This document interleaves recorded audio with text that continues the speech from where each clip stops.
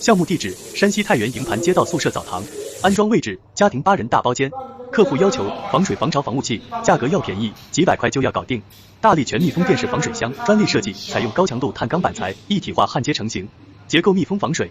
组装款防水箱，结构简练，靠墙安装，严丝合缝，防水防潮防雾器，不进一点水汽，有效隔离水汽，保持电室干燥，适合于百姓浴池、人民浴池、平民消费浴场、东北大澡堂、温。